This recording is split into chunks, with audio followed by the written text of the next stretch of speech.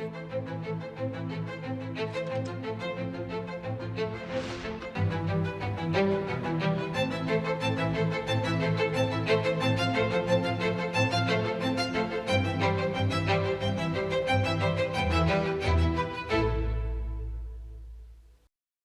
প্রিয় দেশবাসী, আপনাদের নমস্কার।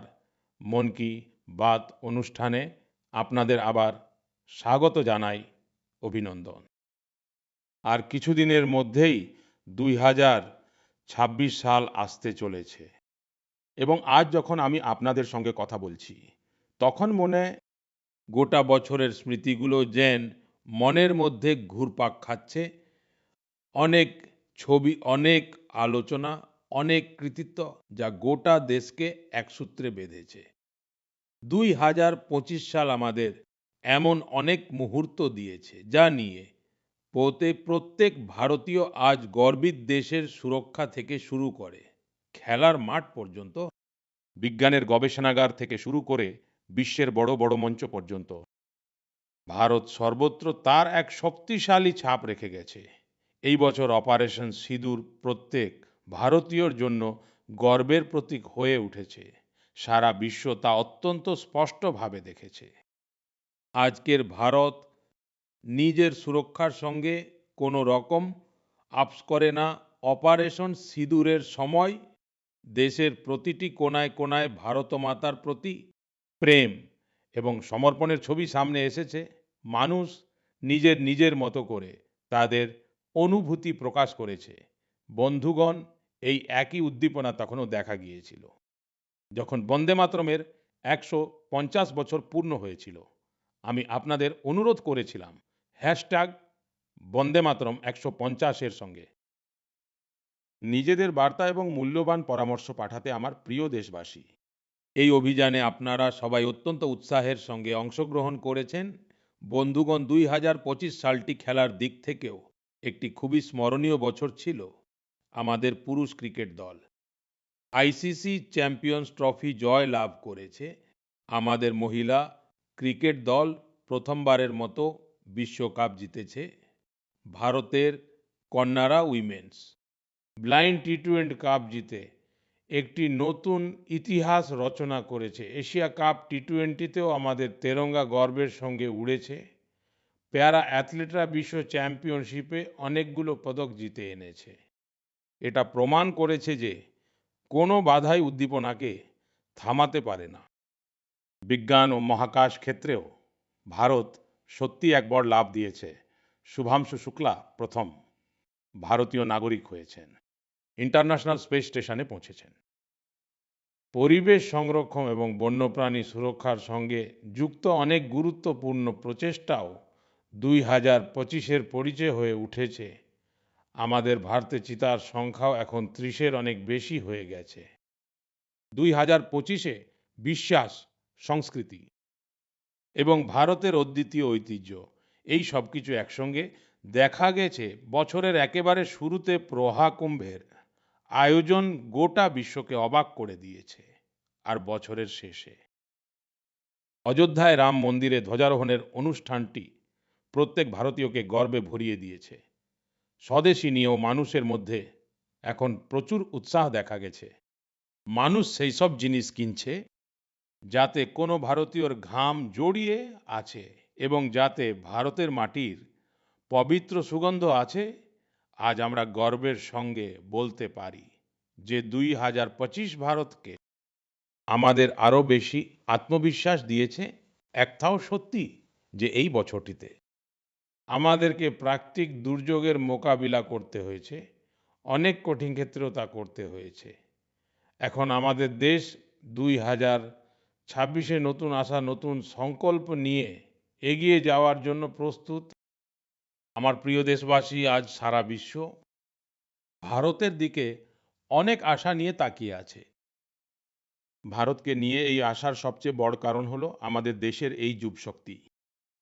বিজ্ঞান ক্ষেত্রে আমাদের কৃতিত্ব, নতুন নতুন ইনোভেশন, প্রযুক্তির এই বিস্তার, এসব কি দেখে সারা বিশ্বের দেশগুলো সত্যি খুব প্রভাবিত। বন্ধুদের মধ্যে ভারতের সব সময় নতুন কিছু করার একটা বিশেষ উদ্যম থাকে এবং তারা ততটাই সচেতনও। আমার তরুণ বন্ধুরা অনেক সময় আমাকে এই প্রশ্নটি জিজ্ঞাসা করে যে নেশন বিল্ডিং এ তারা তাদের অবদান আরো কিভাবে বাড়াবে, তারা কিভাবে তাদের আইডিয়া শেয়ার করতে পারে। অনেক বন্ধু জিজ্ঞাসা করে যে আমার সামনে তারা তাদের আইডিয়া প্রেজেন্টেশন কিভাবে দিতে পারে। আমাদের তরুণ বন্ধুদের এই জিজ্ঞাসার সমাধান হলো বিকশিত ভারত ইয়ং লিডার্স ডায়লগ। গত বছর এর প্রথম এডিশন হয়েছিল। এখন কিছুদিন পর তার দ্বিতীয় এডিশন হতে চলেছে আগামী মাসের 12 তারিখে, স্বামী বিবেকানন্দজির জন্মজয়ন্তী উপলক্ষে। জাতীয় যুব দিবসও পালন করা হবে ঠিক এই দিনেই। ইয়ং লিডার্স ডায়লগেরও আয়োজন করা হবে, আর আমিও এতে অবশ্যই অংশ নেব। এতে আমাদের যুবরা ইনোভেশন, ফিটনেস, স্টার্টআপ এবং এগ্রিকালচারের মতো গুরুত্বপূর্ণ বিষয় নিজেদের আইডিয়া শেয়ার করবে। আমি এই অনুষ্ঠান নিয়ে অত্যন্ত উৎসুক। বন্ধুগণ, আমার এটা দেখে ভালো লেগেছে যে এই অনুষ্ঠানে আমাদের যুবদের অংশগ্রহণ বাড়ছে। কিছুদিন আগেই এর সঙ্গে যুক্ত একটি কুইজ কম্পিটিশন আয়োজন করা হয়েছে। এতে 50 লক্ষেরও বেশি যুবক অংশ নিয়েছিল। একটি প্রবন্ধ প্রতিযোগিতাও হয়েছিল, যেখানে স্টুডেন্টরা বিভিন্ন বিষয়ে নিজেদের মতামত রেখেছে। এই প্রতিযোগিতায় তামিলনাড়ু প্রথম এবং উত্তরপ্রদেশ দ্বিতীয় স্থান অর্জন করেছিল। বন্ধুগণ, আজ দেশের অভ্যন্তরে যুবরা প্রতিভা দেখানোর নতুন নতুন সুযোগ পাচ্ছে। এমন অনেক প্ল্যাটফর্ম তৈরি হচ্ছে যেখানে যুবরা নিজেদের যোগ্যতা এবং রুচি অনুযায়ী ট্যালেন্ট দেখাতে পারে।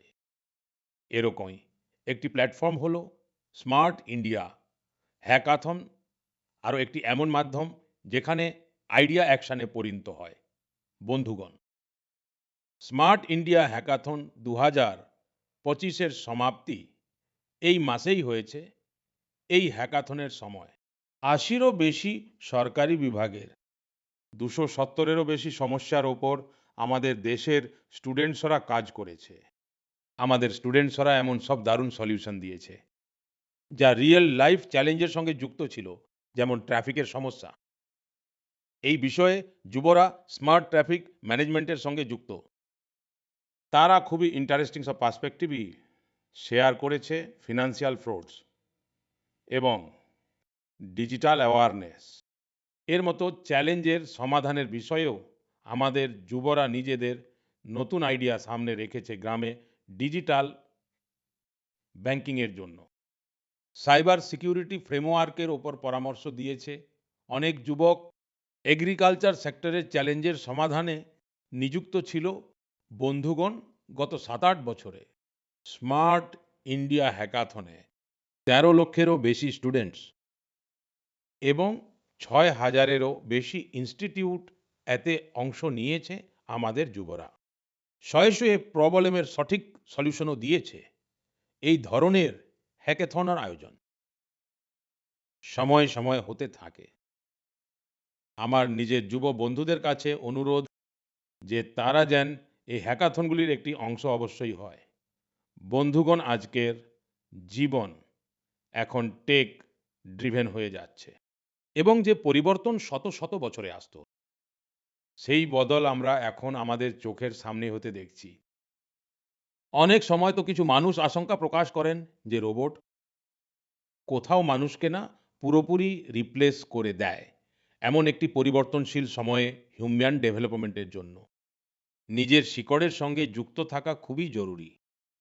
এটা দেখে আমার খুব আনন্দ হয় যে আমাদের পরবর্তী প্রজন্ম নতুন চিন্তা ভাবনা আর নতুন পদ্ধতির সাথে নিজেদের সংস্কৃতির শিকড়কে ভালোভাবে আঁকড়ে ধরেছে। বন্ধুগণ, আপনারা ইন্ডিয়ান ইনস্টিটিউট অফ সায়েন্স এর নাম তো নিশ্চয়ই শুনেছেন। রিসার্চ আর ইনোভেশন এই প্রতিষ্ঠানের পরিচয় কয়েক বছর আগে সেখানকার কিছু ছাত্রছাত্রী অনুভব করেছিল যে পড়াশোনা আর রিসার্চের মাঝে সঙ্গীতের জন্য অবশ্যই একটা জায়গা থাকা উচিত। ব্যাস, এখান থেকেই তখন একটা ছোট মিউজিক ক্লাব শুরু হয়েছিল না। ছিল কোনো বড় মঞ্চ আর না ছিল কোনো বড় বাজেট। ধীরে, ধীরে এই উদ্যোগ বাড়তে থাকে। আর আজ আমরা এটিকে গীতাঞ্জলি আইআইএসসি নামে আমরা একে চিনি। এটা এখন আর শুধু একটা ক্লাস নয়, ক্যাম্পাসের একটি সাংস্কৃতিক কেন্দ্র। এখানে হিন্দুস্তানি শাস্ত্রীয় সঙ্গীত আছে, আবার লোক ঐতিহ্যও আছে। শাস্ত্রীয় ধারা আছে। ছাত্রছাত্রীরা এখানে একসাথে রেয়াজ করে, প্রফেসররা একসঙ্গে বসেন, তাদের পরিবারও যুক্ত হয়। ২০০-র বেশি মানুষ এর সঙ্গে যুক্ত। আর বিশেষ ব্যাপার হলো, যারা বিদেশে চলে গেছেন তারাও অনলাইনে যুক্ত হয়ে এই গ্রুপের হাল ধরে রেখেছেন। বন্ধুগণ, নিজেদের শিকড়ের সঙ্গে যুক্ত থাকার এই প্রচেষ্টা শুধু ভারতের মধ্যেই সীমাবদ্ধ নয়। দুনিয়ার বিভিন্ন প্রান্তে বসবাসকারী ভারতীয়রাও নিজেদের ভূমিকা পালন করছেন। আরও একটি উদাহরণ যা আমাদের আমাদের দেশের বাইরে নিয়ে যায়, এই জায়গাটি হলো সেই দুবাই, সেখানে বসবাসকারী কন্নড় পরিবারগুলি নিজেদের কাছে একটি জরুরি প্রশ্ন করেছিল। আমাদের বাচ্চারা টেক ওয়ার্ল্ডে তো এগিয়ে যাচ্ছে, কিন্তু তারা নিজেদের মাতৃভাষা থেকে দূরে সরে যাচ্ছে না।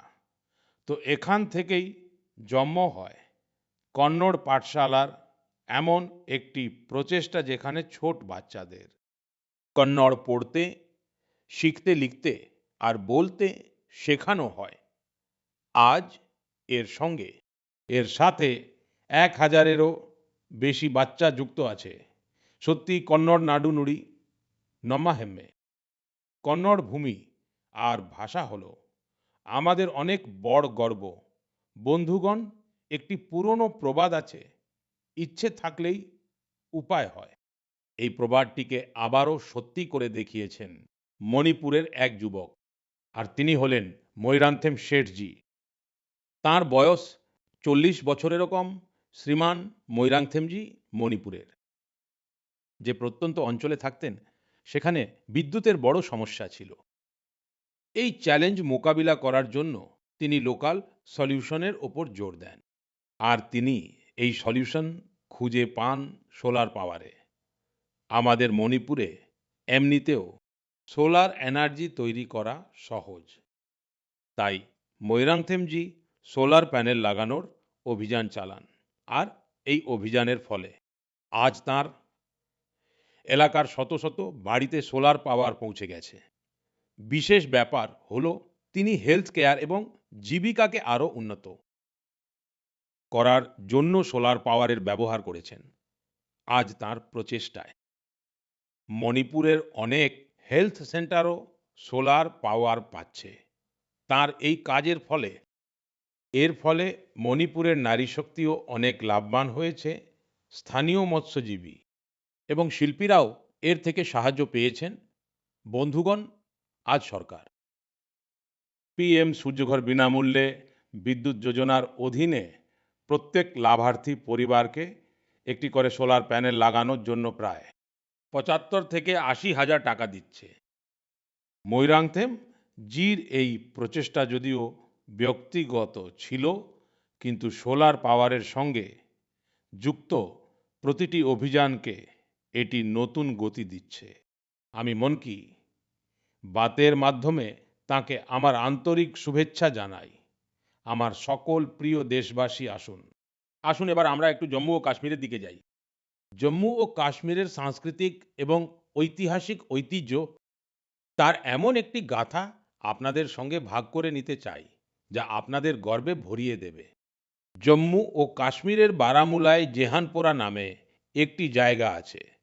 সেখানকার মানুষ বছরের পর বছর ধরে কিছু উঁচু উঁচু ঢিবি দেখে আসছিলেন। সাধারণ কিছু ঢিবি, কেউ জানতো না যে এগুলো কি। তারপর একদিন এগুলোর ওপর আর্কিওলজিস্টদের নজর পড়ল। যখন তারা এই এলাকাটি মনোযোগ দিয়ে দেখতে শুরু করলেন, তখন এই ঢিবিগুলোকে কিছুটা অন্যরকম মনে হলো। এরপর এই ঢিবিগুলোর বৈজ্ঞানিক অধ্যয়ন শুরু করা হলো। ড্রোনের মাধ্যমে ওপর থেকে ছবি তোলা হলো, জমির ম্যাপিং করা হলো এবং তারপর কিছু অবাক করার মতো বিষয় সামনে আসতে লাগলো, আর জানা গেল এই ঢিবিগুলো প্রাকৃতিক নয়, এটি মানুষের তৈরি কোনো বড় ইমারতের ধ্বংসাবশেষ। এই সময় আরও একটি আকর্ষণীয় অধ্যায় যুক্ত হলো। কাশ্মীর থেকে হাজার হাজার কিলোমিটার দূরে ফ্রান্সের একটি মিউজিয়ামের আর্কাইভে একটি পুরনো ঝাপসা ছবি পাওয়া গেল। বারামুলার সেই ছবিতে তিনটি বৌদ্ধ স্তূপ দেখা যাচ্ছিল। এখান থেকেই সময় মোড় নিল এবং কাশ্মীরের এক গৌরবময় অতীত আমাদের সামনে এলো।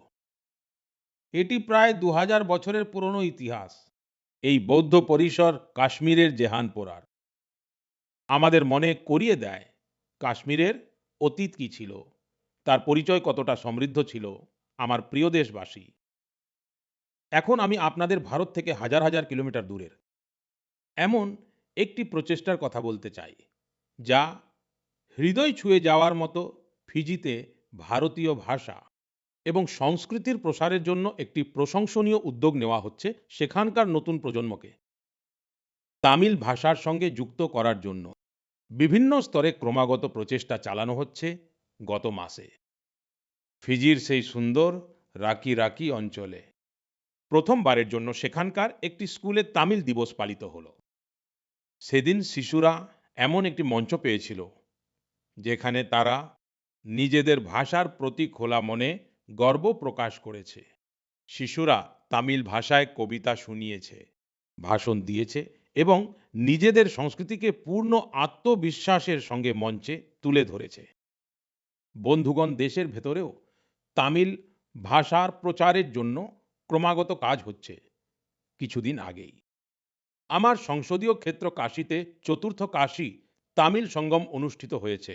এখন আমি আপনাদের একটি অডিও ক্লিপ শোনাতে যাচ্ছি, আপনারা শুনুন আর আপনারা আন্দাজ করুন তো তামিল বলার চেষ্টা করা এই ছোট ছোট বাচ্চারা আসলে কোথাকার। வணக்கம்.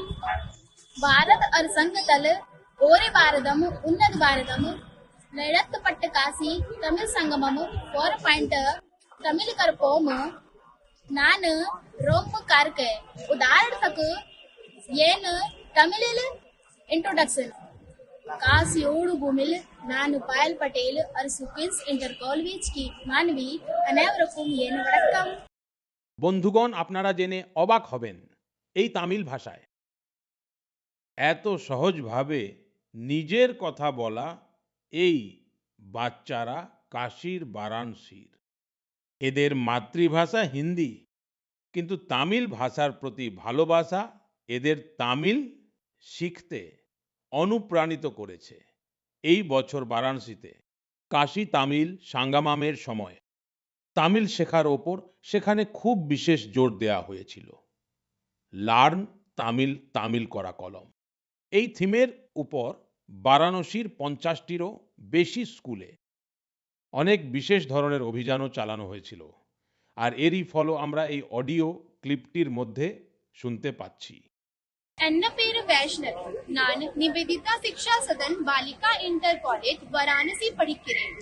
ನಾನು ಕಾಶಿ ತಮಿಳ್ ಕರ್ಕಲಾಂ 4.0 ಲಾ ತಮಿಳ್ ಭಾಷಾ ಟಿಕ್ಕಾವುಂ ಇಲ್ಲುವಂ ಕರೇನ್.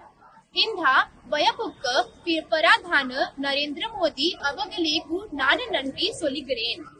বন্ধুগণ, তামিল ভাষা দুনিয়ার সবচেয়ে প্রাচীন ভাষা। তামিল সাহিত্য অত্যন্ত সমৃদ্ধ। আমি মন কি বাতে কাশী তামিল সাঙ্গামামে অংশ নেওয়ার জন্য অনুরোধ করেছিলাম। আমি আনন্দিত যে আজ দেশের অন্যান্য অংশেও শিশু এবং যুবকদের মধ্যে তামিল ভাষা নিয়ে নতুন আকর্ষণ দেখা যাচ্ছে। এটাই ভাষার শক্তি, এটাই ভারতের একতা। বন্ধুগণ, আগামী মাসে আমরা দেশের 70তম সাধারণতন্ত্র দিবস উদযাপন করব। যখনই এমন সুযোগ আসে তখন আমাদের মন স্বাধীনতা সংগ্রামী এবং সংবিধান প্রণেতাদের প্রতি কৃতজ্ঞতার ভাবে ভরে ওঠে। আমাদের দেশ স্বাধীনতা অর্জনের জন্য দীর্ঘ সংগ্রাম করেছে। স্বাধীনতার আন্দোলনে দেশের প্রতিটি অংশের মানুষ নিজেদের অবদান রেখেছেন। কিন্তু এটা দুর্ভাগ্যবশত স্বাধীনতার অনেক নায়ক নায়িকারা সেই যথাযথ সম্মান পাননি যা তাদের পাওয়া উচিত ছিল। এই রকমই একজন স্বাধীনতা সংগ্রামী হলেন উড়িষ্যার পার্বতী গিরিজি। 2026-এর জানুয়ারিতে তার জন্ম শতবার্ষিকী পালিত হবে। তিনি মাত্র 16 বছর বয়সে ভারত ছাড়ো আন্দোলনে সক্রিয়ভাবে অংশ নিয়েছিলেন। বন্ধুগণ, স্বাধীনতা আন্দোলনের পর পার্বতী গিরিজি তিনি তার নিজের জীবন সমাজসেবা এবং জনজাতীয় কল্যাণে উৎসর্গ করেছিলেন। তিনি অনেকগুলো অনাথাশ্রম স্থাপন করে গিয়েছিলেন। তার এই অনুপ্রেরণামূলক জীবন প্রতিটি প্রজন্মকে সঠিক পথ দেখিয়ে যাবে। ମୁଁ ପାର୍ବତୀ ଗିରିଜୀଙ୍କୁ ଶ୍ରଦ୍ଧାଞ୍ଜଳି ଅର୍ପଣ କରୁଛି। বন্ধুগণ, এটা আমাদের দায়িত্ব যে আমরা যেন আমাদের ঐতিহ্যকে ভুলে না যাই। আমরা স্বাধীনতা এনে দেওয়া দেশ নায়ক ও নায়িকাদের মহান গাথা পরবর্তী প্রজন্মের কাছে পৌঁছে দিই।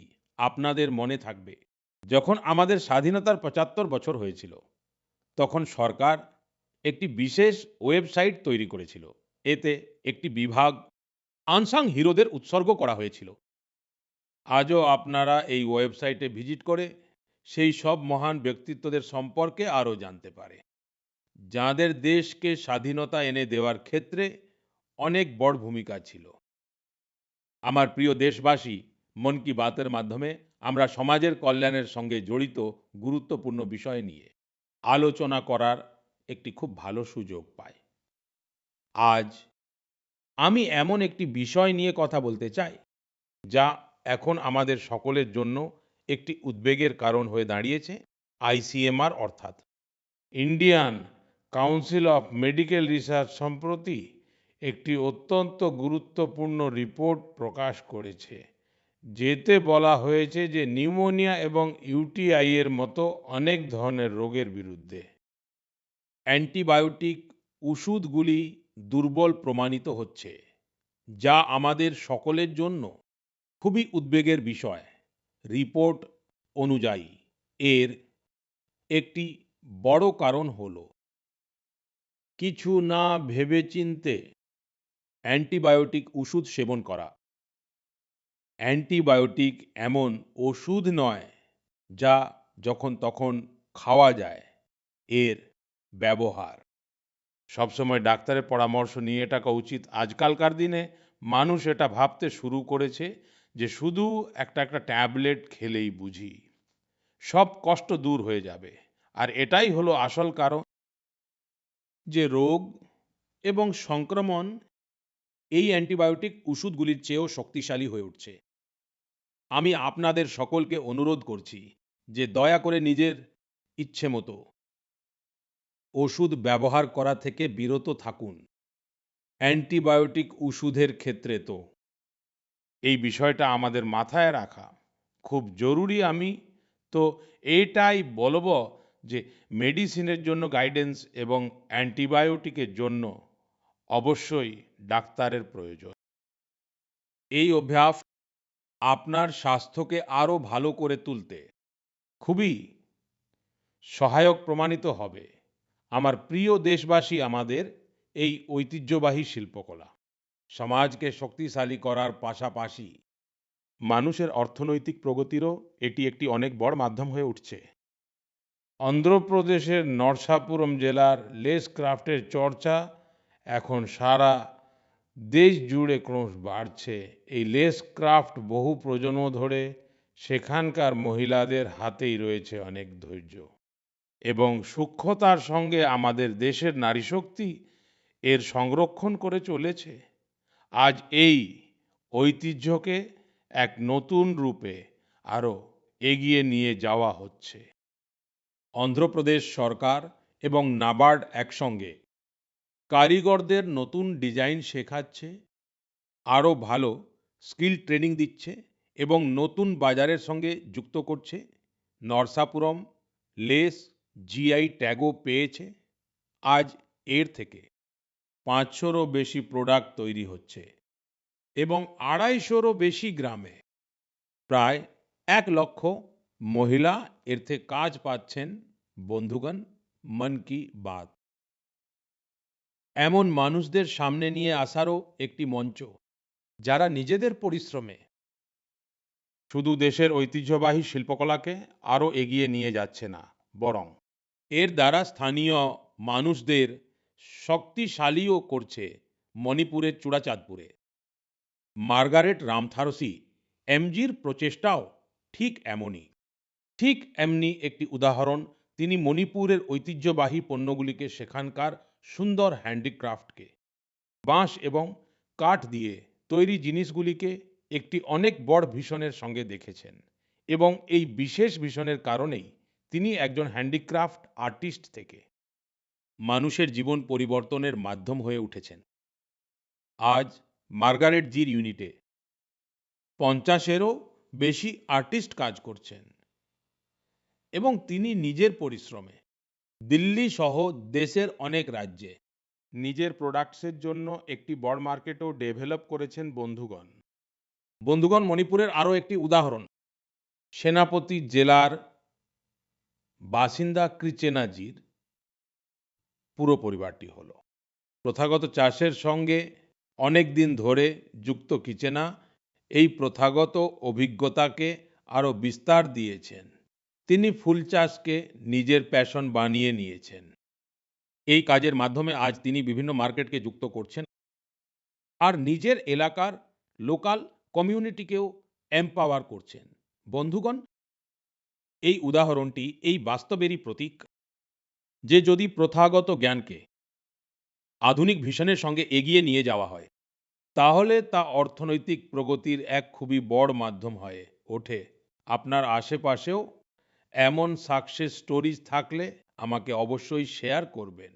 আমার বন্ধুগণ, আমাদের দেশের সবচেয়ে সুন্দর বিষয় হলো এই যে সারা বছর ধরে সব সময় দেশের কোনো না কোনো অংশে উৎসবের পরিবেশ থাকে। বিভিন্ন পার্বণ উৎসব তো আছেই, তার সাথে বিভিন্ন রাজ্যের স্থানীয় উৎসবও আয়োজিত হতে দেখতে পাওয়া যায়। অর্থাৎ আপনি যদি ঘোরার পরিকল্পনা করেন, তাহলে সব সময় দেশের কোনো না কোনো প্রান্তে তার নিজস্ব ইউনিক উৎসব নিয়ে আপনার জন্য প্রস্তুত পাবেন। এমনই এক চমৎকার উৎসব আজকাল কচ্ছের বিশাল রণে চলছে। এই বছর কচ্ছ রণোৎসবের এই বিশেষ আয়োজনটি 23শে নভেম্বর থেকে শুরু হয়েছে, চলবে ফেব্রুয়ারির 20 তারিখ পর্যন্ত। এখানে কচ্ছের লোক সংস্কৃতি, লোক সঙ্গীত আর লোক নৃত্য আর হস্তশিল্পের বৈচিত্র্য দেখা যায়। কচ্ছের সাদা রণের জাঁকজমক দেখাটা নিজেই একটা সুখকর অভিজ্ঞতা। রাতের বেলায় যখন সাদা রণের ওপর চাঁদের আলো এসে ছড়িয়ে পড়ে, সেখানকার সেই দৃশ্য নিজেই মন্ত্রমুগ্ধ করে দেওয়ার মতো হয়। রণ উৎসবের টেন্ট সিটি খুবই জনপ্রিয়। আমি জানতে পেরেছি যে গত 1 মাসের মধ্যে এখনো পর্যন্ত 2 লক্ষেরও বেশি মানুষ রণোৎসবের একটি অংশ হয়েছে, আর দেশের কোনায় কোনায় থেকে মানুষ এসেছেন, এমনকি বিদেশ থেকেও অনেক মানুষ এসেছেন। আপনি যখনই সুযোগ পাবেন এই ধরনের উৎসবে অবশ্যই এসে যোগ দেবেন, আর ভারতের বৈচিত্র্যের আনন্দ মন ভরে উপভোগ করবেন। বন্ধুগণ, 2025-এ মন কি বাতের এটি এই বছরের শেষ এপিসোড। এখন আমরা 2026 সালে এমনি উদ্দীপনা আর উৎসাহের সঙ্গে আপনজনের মতো নিজেদের মনের কথা বলার জন্য মন কি বাত অনুষ্ঠানে অবশ্যই যুক্ত হব। নতুন শক্তি, নতুন নতুন বিষয় আর প্রেরণায় ভরিয়ে দেওয়া আমাদের দেশবাসীর অগণিত গাথা। মন কি বাতে আমাদের সবাইকে যুক্ত করে প্রত্যেক মাসে।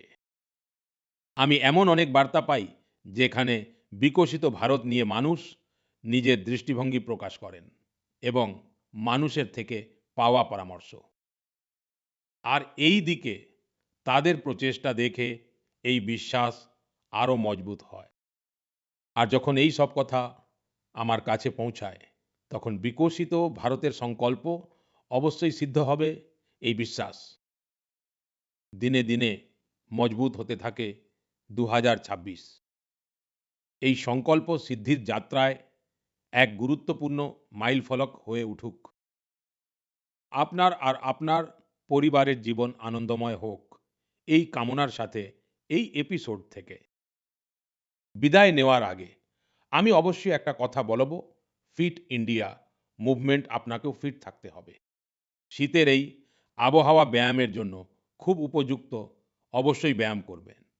আপনাদের সকলকে 2026-এর অনেক অনেক শুভেচ্ছা। ধন্যবাদ। বন্দে মাতরম।